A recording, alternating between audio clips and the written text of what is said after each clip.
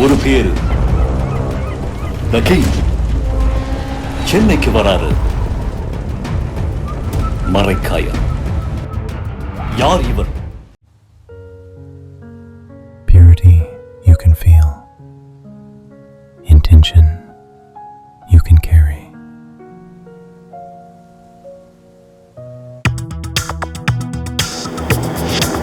Delivering smiles all around the professional careers.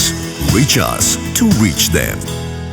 அவரை பொறுத்தவரை ஒரு குழப்பமான மனநிலையிலே அந்த கூட்டணிக்குள் சென்றதிலிருந்து அவருடைய மனநிலையை அறிய முடிகிறது. திமுக கூட்டணி வெளியேறித்தான் தாவேகாவுக்கு ஆதரவு கொடுத்துருக்காரு. தாவேகாவில் அமைச்சராயிருக்காங்க. தாவேகாவில் தொடர்கிறது கூட்டணி. டெல்லியில் திமுக பக்கம் நிற்பதாக சொல்லுங்கள். நாங்கள் எப்பொழுது வேண்டுமானாலும் மறுபரிசீலனை செய்வோம்.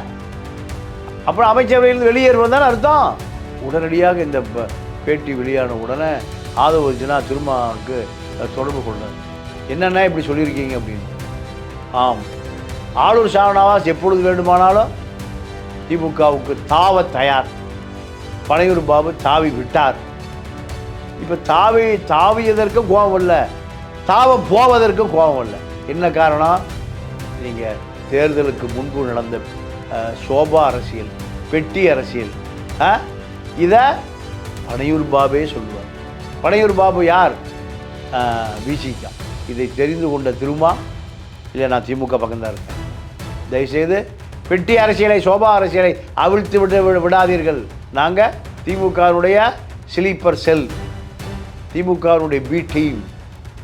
எஸ்எஸ் பாலாஜி, ஆளூர் ஷானவாஸ் வாரியம் கிடைக்கலைன்னா கிளம்பிடுவாங்க. இப்போ வாரியம் கிடைக்கலன்னு உறுதியாகி போச்சு. விசிகாவை வைத்து தாவேகாக்குள் ஒரு பெரிய சதுரங்க ஆட்டம் நடத்துகிறது. ஆகாயம் தமிழ் பார்வையாளர்களுக்கு அன்பு வணக்கம். இன்றைய நேர்காணலில் மூத்த பத்திரிகையாளர் திரு தமிழா பாண்டியன் அவர்கள் நம்முடைய இணைந்திருக்கிறார். அவரோடு பேசலாம். வணக்கம் சார். வணக்கம். திருமாவளவன் அவர்கள் நேற்று நடந்த ஒரு செய்தியில் ஒரு விஷயத்தை தெளிவாக சொல்லியிருக்கிறார்.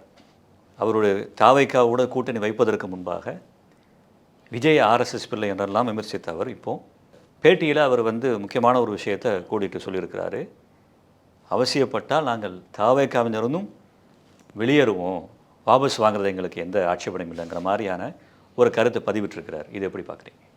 இல்லை, அவரை பொறுத்தவரை ஒரு குழப்பமான மனநிலையில் அந்த கூட்டணிக்குள் சென்றதிலிருந்து அவருடைய மனநிலையை அறிய முடிகிறது.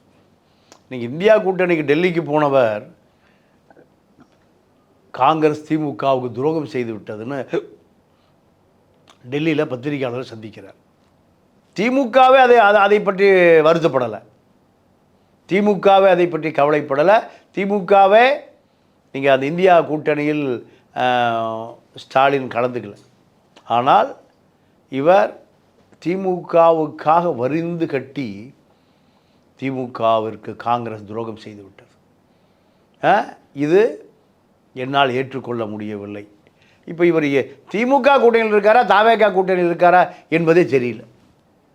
திமுக கூட்டணி வெளியேறித்தான் தாவேகாவுக்கு ஆதரவு கொடுத்துருக்காரு. ஆமாம், தாவேகாவில் அமைச்சராக இருக்காங்க. தாவேகாவில் தொடர்கிறது கூட்டணி. டெல்லியில் திமுக பக்கம் நிற்பதாக சொல்லுகிறார்.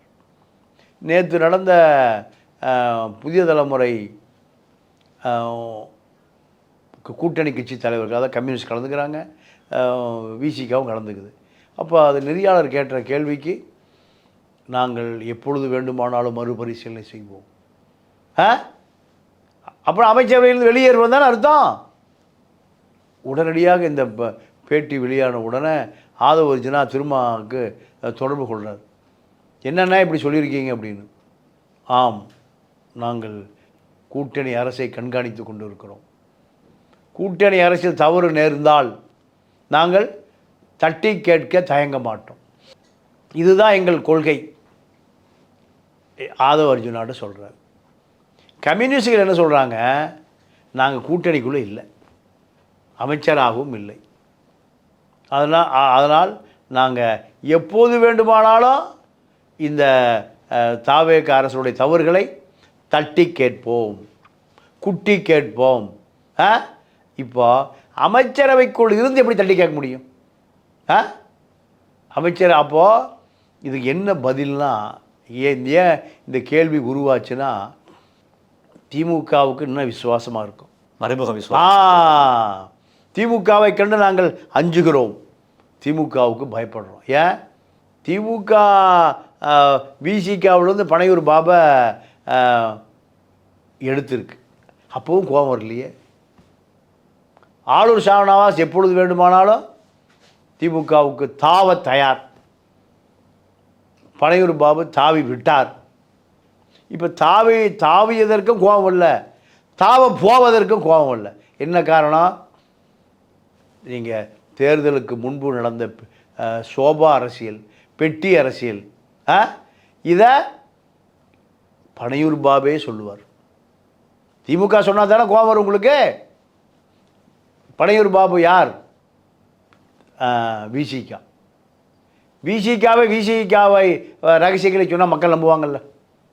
இதற்காகத்தான் திமுக நேரம் பார்த்து வைத்திருக்கிறது.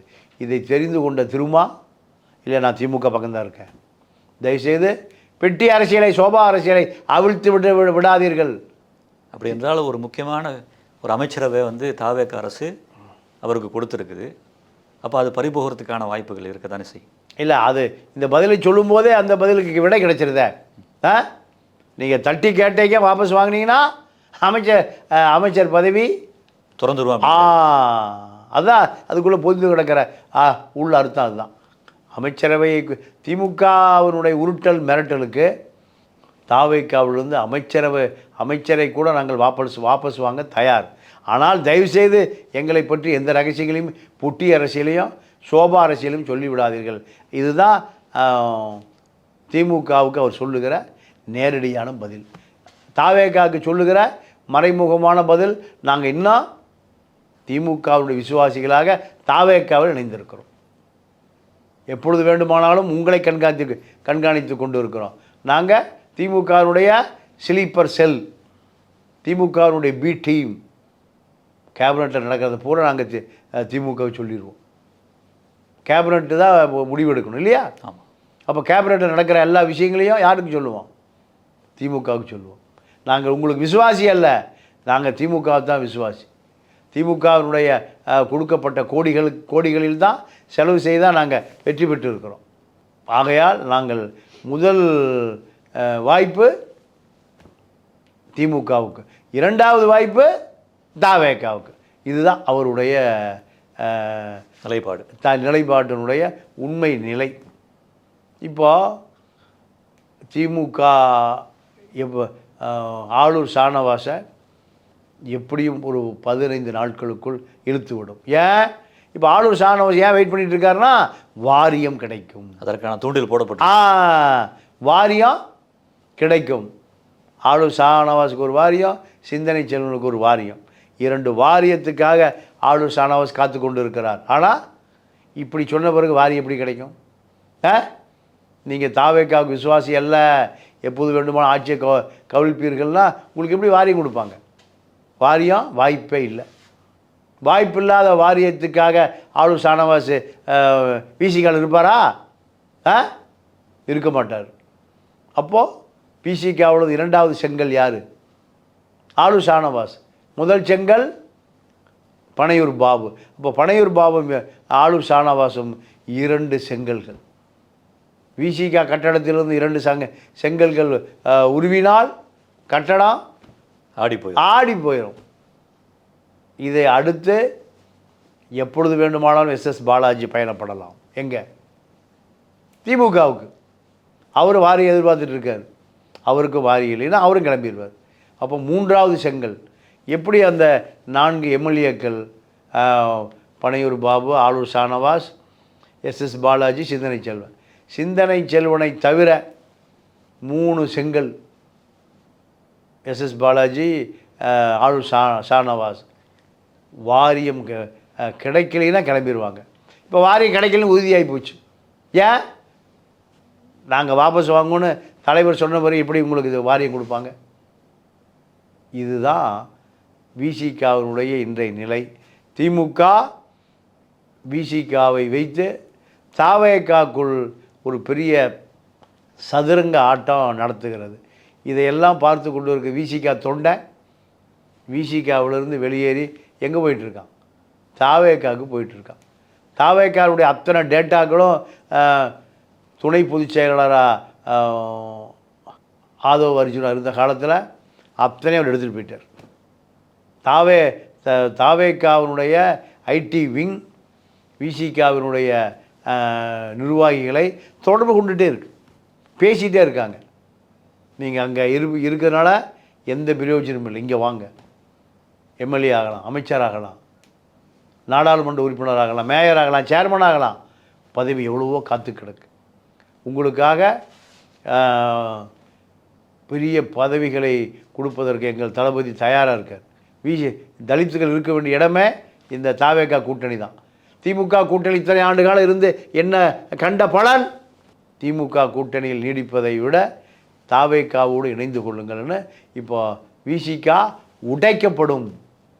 அப்படி உடைக்கப்படுகிற பொழுது நீங்கள் அடுத்து ஆளூர் ஷானவாஸ், எஸ்எஸ் பாலாஜி இப்படி பல ஆயிரக்கணக்கான தொண்டர்களோடு கண்டிப்பாக திமுகவில் இணைகிற தேதியை திமுகவே முடிவு பண்ணும். அதே போல் சார், இப்போது திருமாவளவன் அவர்கள் இந்த நியூஸ் சேனலில் பேட்டி கொடுத்த விஷயத்தில் கூட அண்ணாமலை பற்றியும் ஒரு விஷயத்தை அவர் பேசியிருக்காரு. என்ன சொல்லியிருக்காருன்னா, ஆளுங்கட்சி எதிர்த்து அரசியல் பண்ணக்கூடிய ஒரு துணிவு அண்ணாமலைக்கு தான் இருக்குது அப்படின்னு அவர் சொல்கிறதுக்கான காரணம் என்ன? அண்ணாமலைக்கு ஆர்எஸ்எஸ் பின்னணி இருக்குது, பாஜக பின்னணி இருக்குது. பாஜக அண்ணாமலையுடைய அரசியலை ரசிக்கும். அண்ணாமலை எது செய்தாலும் ஆர்எஸ்எஸ் ஐடி விங் அதை பெரிய செய்தியாக மாற்றும். ஆர்எஸ்எஸ் சமூக வலைதள புகழ் காவிதாஸ் என்ற மாரிதாஸை பாஜக தான் இயக்குகிறது, ஆர்எஸ்எஸ் தான் இயக்குகிறது. மாரிதாஸை போது சனாதன வட்டத்துக்குள் நின்று தான் அரசியல் பேசுவார். சனாதன அரசியலுக்குள் இருந்து தான் விமர்சிப்பார், சனாதனத்தை விமர்சிக்க மாட்டார். ஆனால் மாரிதாஸை பொறுத்து பிஜேபி, ஆர்எஸ்எஸ், சங் பரிவார் அமைப்புகளை அவர் தாய் கழகங்குவார். அதே பெரிய காவிதாஸ் தான் யார்? அண்ணாமலை தாஸ். அப்போ அண்ணாமலைக்கு கடந்த காலத்தில் பாஜக ஆதரவு அளித்த நிலையில் தான் திமுகவை எதிர்த்து இத்தனை பெரிய ஆர்ப்பாட்டம், போராட்டம், கலவரமெல்லாம் செய்ய முடிஞ்சது. இப்போது திருமா சொல்லுவதைப் போல அண்ணாமலையால் ஆளுங்கட்சி எதிர்த்து அரசியல் பண்ண முடியும். ஆளுங்கட்சி அரசியலை எதிர்த்து பண்ண திமுக மிரளுகிறது. ஏன்? திமுக ஆளுங்கட்சியை எதிர்த்து அரசியல் செய்தால் திமுகவுடைய ஊழல் பூரா விசாரிக்கப்படும், அத்தனை பேரும் சிறைக்கு போவார்கள். அப்போ அது திமுக அடக்கி வாசிக்கிறது. அண்ணாமலை அடக்கி வாசிக்க வேண்டிய அவசியமே இல்லை. அவர் மேலே எந்த ஊழல் குற்றச்சாட்டுகளை சுமத்துகிற அளவுக்கு தாவேக்காக தெம்பும் இல்லை, திராணியும் இல்லை. ஏன்? அண்ணாமலைக்கு எங்கே அதிகார மையம் இருக்குது? டெல்லியில் இருக்குது. அமித்ஷா மோடியிடம் இருக்குது. அமித்ஷா மோடியினுடைய கள்ளக்குழந்தை தான் புதிதாக ஆரம்பித்திருக்கிற அந்த கட்சி. திமுக செய்ய வேண்டிய எதிர்க்கட்சி வேலையை அண்ணாமலை செய்வார்னு திரும்ப சொல்கிறார்.